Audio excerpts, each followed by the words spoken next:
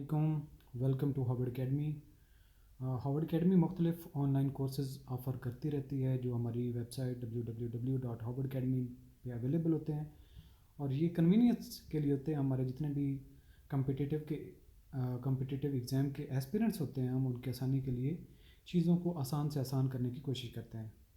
तो आज का हमारा जो ट्यूटोरियल है, ये इंग्लिश वोकेबलरी हमेशा से एक टफ़ एरिया रहा है। वो CSS की बात करें, PMS की बात करें, या फेडरल पब्लिक सर्विस कमीशन के, या जो बाकी प्रोविंशियल कमीशंस हैं उनके 17 ग्रेड या उससे ऊपर की जितनी भी पोस्ट आती हैं, उनमें वोकेबलरी का जो पोर्शन होता है वो स्टूडेंट्स के नंबर डाउन करने में प्रॉब्लम करता है। सो हमने उसके लिए एक यूनिक कोर्स लेके आ रहे हैं। और ये कोर्स ऐसा आसान होगा कि हम स्टोरीज़ जो कि मोरल स्टोरीज़ होंगी, जिससे आपकी विजडम, जिससे आपका लर्निंग एक्सपीरियंस, जिससे आपकी इंग्लिश की एक्सपोजर इंक्रीज़ होगी, और साथ साथ में हम वोकेबलरी को इंतहाई आसान तरीके से कवर करेंगे। और ये हमारा नया कोर्स है। और साथ में आपको बताते चलें, हम इसकी एक बुकलेट तैयार करेंगे जो इन लेक्चर्स की सीरीज़ के अकॉर्डिंग एक हमारी बुकलेट टाइप होगी, जिसमें स्टोरीज़ होंगी। और जहाँ पे मुश्किल वर्ड आएगा, हमारा 3 वर्ड नए सीखते हैं, 4 वर्ड नए सीखते हैं एक लेसन में, 5 सीखते हैं, तो फिर जो नए आने वाले लेसन होंगे उनको उनमें साथ जो बैक से पहले हमने स्टोरीज़ कवर की होंगी, मुश्किल अल्फाज कवर किए होंगे वोकेबलरी के, वो भी शामिल करते रहेंगे ताकि आपकी रिवीजन भी होते रहे। और साथ में हम वोकेबलरी को ऐड ऑन करते जाएंगे। और जब हमारे 100 वर्ड्स हो जाते हैं तो फिर हम रैंडमली उसकी जो क्विज़ेज़ हैं 3-4 वो ऐड कर देंगे। और इस तरीके से हमारा जो प्रैक्टिस का एक सेशन है, या जो आपकी बुक होगी, इस तरीके से हम डिज़ाइन करेंगे कि जब आप एक दफ़ा उन स्टोरीज़ को एंड तक रीड कर लें ध्यान से, तो आपको तकरीबन 1000 जो बहुत ज़्यादा रिपीट होते हैं वर्ड्स और बहुत इंपॉर्टेंट हैं इंग्लिश वोकेबलरी के, वो आपकी वोकेबलरी में ऐड हो जाएंगे। और वो मुश्किल अल्फाज होंगे, कोई सादा अल्फाज नहीं होंगे। जो इसके अलावा अल्फाज होंगे वो 1000 के अलावा से होंगे। और इस कोर्स में मज़ीद आपकी क्या क्या चीज़ें स्ट्रेंथन होंगी, वो भी हमने आउटलाइन की हैं। एक तो इसको आप इंग्लिश वोकेबलरी का कोर्स कहेंगे। दूसरी, इसमें मॉरल स्टोरीज़ आप लर्न करेंगे, जिससे आप सबक सीख सकते हैं हिस्ट्री से।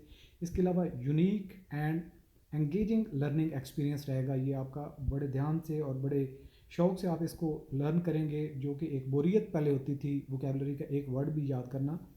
साथ में आपकी इंजॉयमेंट भी होगी और ये मीनिंगफुल भी रहेगा। लैंग्वेज की स्किल आपको इन्हेंस होंगी।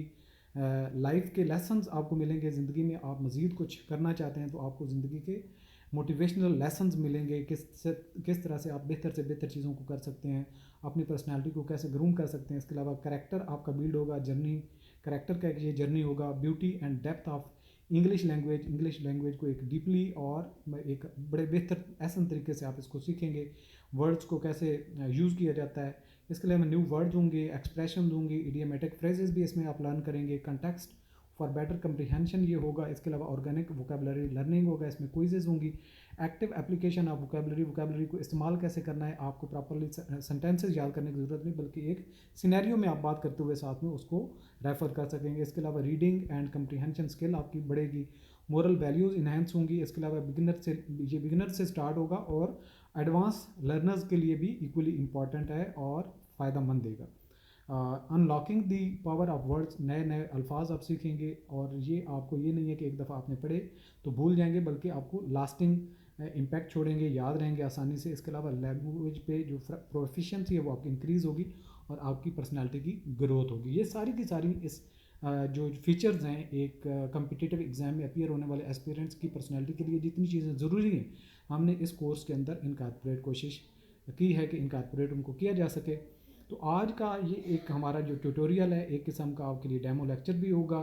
तो आज के लेसन में हमने नए जो वर्ड्स सीखने हैं वो हैं 3 वर्ड्स, जिसके लिस्ट यहाँ पे है। अबेस, अबेट एंड एब्डिकेट, ये 3 नए हमारे वर्ड्स हैं। इनको हमने सीखना है और कहानी की सूरत में इनको हम इस्तेमाल करेंगे। ये हमारे पास जो है वो एक बादशाह है, उसकी रिडेम्पशन यानी किंग्स रिडेम्पशन, यानी कि वो अपनी गलती की तलाफ़ी कैसे करता है, या अपनी गलती को वो कैसे रिडीम करता है। जो पहले वो कोई गलतियां कर रहा होता है उसको मज़ीद वो लर्निंग से कैसे इन्हेंस करता है, ये इस स्टोरी में हमने सीखना है। तो स्टोरी को पहले मैं आपको एक उर्दू में बयान कर देता हूँ, जिससे फिर हम इसको इंग्लिश में लर्न करेंगे और इंग्लिश में उसके वर्ड्स कहाँ कहाँ पे कैसे इस्तेमाल होते हैं उससे आपको सीखना होगा। चलते हैं कहानी की तरफ। एक दफ़ा की बात है, एक पुरअमन सल्तनत जरी के कादरी सुल्तान अमीर की हुकूमत थी। वो अपने अदलो इंसाफ और रहमो करम की वजह से मशहूर थे, लेकिन वक्त गुजरने के साथ साथ उनकी जिम्मेदारियों का बोझ उनको तजलील करने लगा। हुकूमत की लगातार दबाव और मुतालबात ने उनकी सेहत और रूह को मुतासर करना शुरू कर दिया।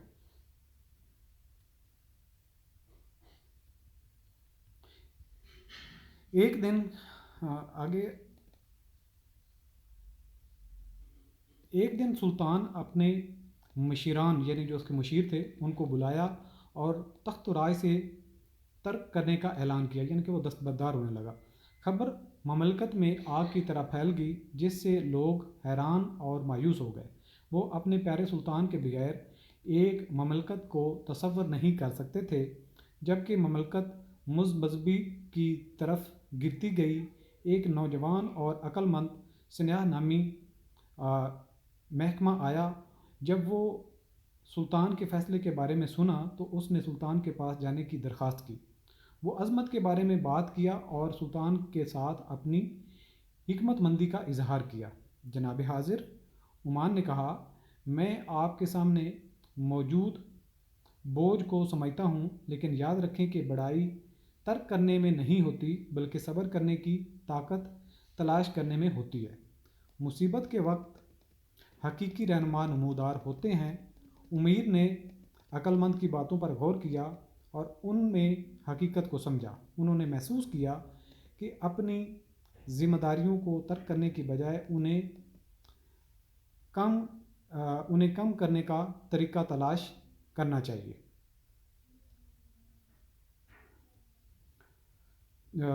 तलाश करना होगा जो उनको तबाह कर रहा है, यानी जिससे उसके ऊपर जिम्मेदारियाँ ज़्यादा हो रही हैं या उसकी सल्तनत में खराबियाँ हो रही हैं। नई जज्बात से भरी हुई सुल्तान ने ममलकत में इस्लाहात लाने का फ़ैसला किया। उन्होंने अपनी कुछ जिम्मेदारियाँ एतमाद के काबिल मुशीरान को सुपुर्द किया और अपने लोगों को फ़ैसला साजी में शिरकत करने की कुव्वत दी। इस जिम्मेदारी की बात के साथ सुल्तान का बोझ कम हो गया और उसने उनके और उनके लोगों के दरमियान ताल्लुकात को मजबूत किया।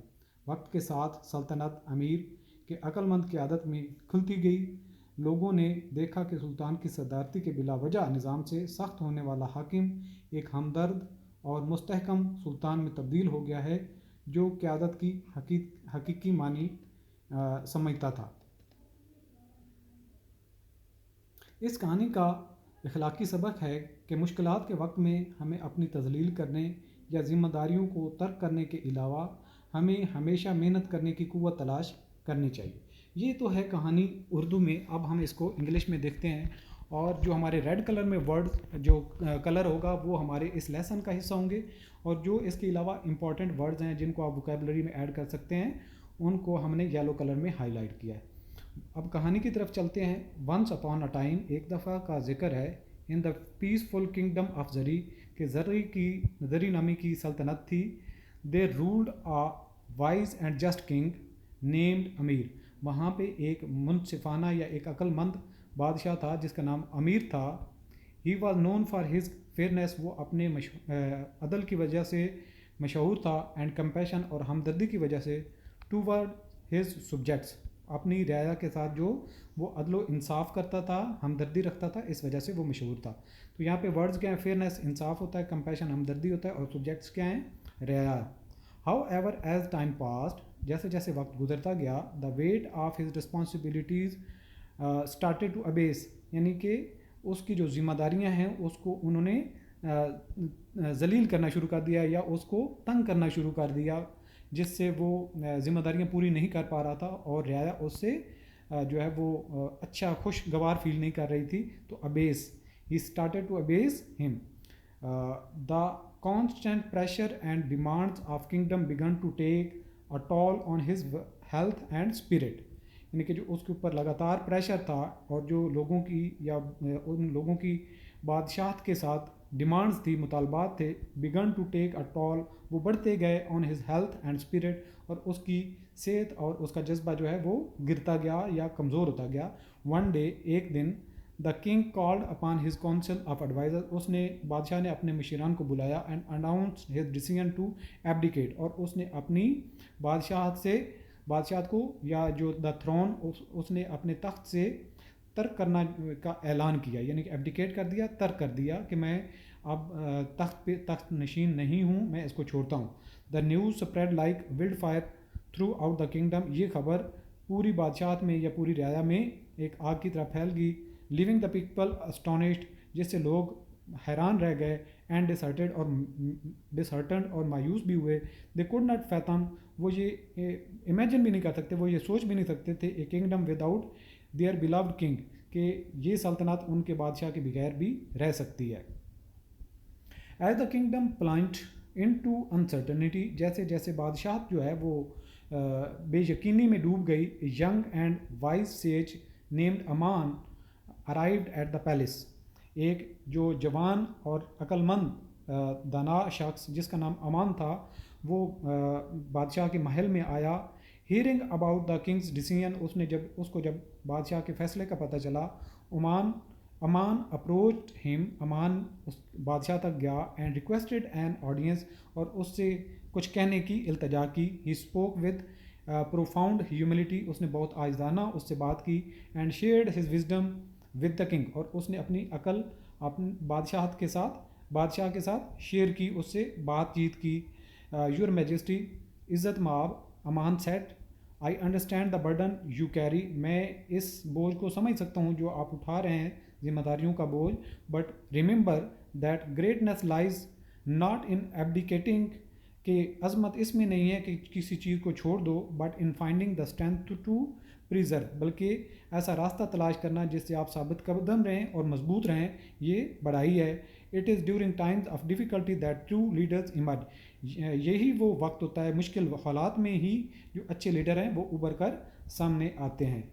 अमीर पॉन्डर्ड, अमीर ने इसकी बात पर गौर किया। ओवर द सेज वर्ड्स, जो सेज ने अल्फाज, जो अक्लमंद शख्स ने बात की या अल्फाज अदा किए, and realize the truth within them, और उन अल्फाज में जो सच्चाई थी उसको जाना। He realize that instead of abdicating his responsibilities, उसने एहसास किया, उसको ये ख्याल आया कि बजाय इसके कि वो इन चीज़ों को तर्क कर दे, अपनी जिम्मेदारियों को छोड़ दे, he needed to find a way to abate, वो ऐसा रास्ता तलाश करे जिससे the pressure and the that had overwhelmed him, यानी कि he needed to find a way, कि वो ऐसा रास्ता तलाश करे टू अबेट, जिससे कम हो सके the pressure that had overwhelmed him, वो प्रेशर जो उसके ऊपर गालिब आ चुका था उसको वो कम करने का रास्ता तलाश करे।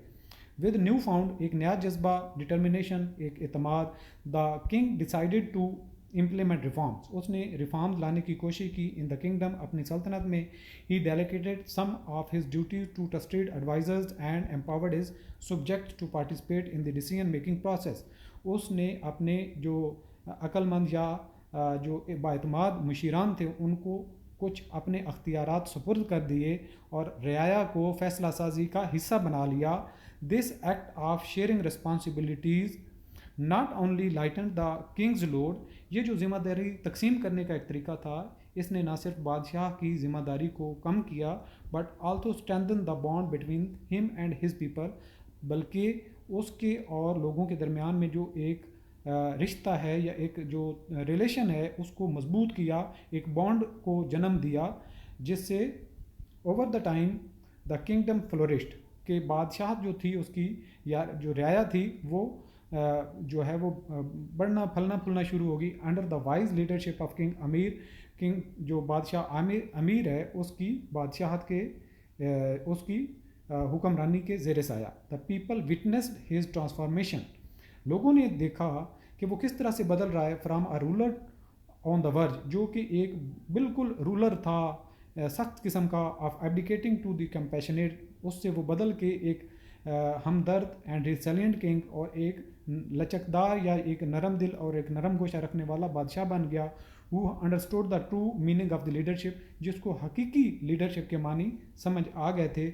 The moral of the story is that in times of adversity, इस कहानी का जो एक मोरल है या इखलाकी सबक हमें हासिल होता है वो ये देता है कि जो एडवर्सिटी होती है या मुश्किल हालात होते हैं, it is not enough to abase our self, ये काफ़ी नहीं कि हम अपने आप को तजलील करें और अबडिकेट आवर रिस्पॉन्सिबिलिटीज़ या अपनी जिम्मेदारियों को छोड़ दें इंस्टेड, बल्कि we must find the courage, लेकिन हमें हौसला होना चाहिए टू फेस चैलेंजेस, ताकि हम चैलेंजेस को फेस करें हेड ऑन, एंड जो हमें सामने दरपेश आते हैं, हेड ऑन का मतलब दरपेश आते हैं, एंड अबेट द डिफ़िकल्टीज़, और अपनी मुश्किलात को कम करें थ्रू प्रिजर्वेंस, साबित कदमी से अपनी मुश्किलात को कम करें, एंड वाइज डिसीजन मेकिंग, और अक्लमंदी से फ़ैसला साजी से उन मुश्किलात को कम किया जा सकता है। तो इन अल्फाज में जो हमने हमारा जो लेसन था उनमें अल्फाज कौन कौन से हमने सीखे थे? अबेस, अबेस का मतलब क्या होता है? तजलील होना, तजलील करना, जबकि इसका एंटोनिम है एग्जाल्ट, इज़्ज़त करना। अबेट का मतलब क्या होता है? कम करना, इंटेंसिफाई होता है बढ़ाना, ये उसका एंटोनिम है। एब्डिकेट क्या होता है? तर्क करना, और असेंड क्या होता है? ओहदे से जो असेंड होता है कि जिम्मेदारियों को लेना। एब्डिकेट क्या होता है? तर्क करना, और असेंड क्या होता है? जिम्मेदारियों को एक्सेप्ट करना, लेना। अब ये जो हमारे 3 वर्ड्स थे लेसन के, अबेस था, अबेट था, एब्डिकेट था, और 3 उनके एंटोनिम है। अबेस का मतलब होता है तजलील करना, अबेट का मतलब होता है कम करना, एब्डिकेट का मतलब होता है तर्क करना।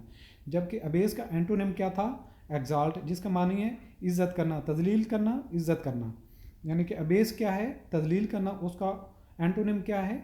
एग्जाल्ट, इज़्ज़त देना। और अबेट का मतलब कम करना, और इसका बढ़ाने का क्या है? अबेट, और उसका एंटोनिम क्या है? इंटेंसिफाई।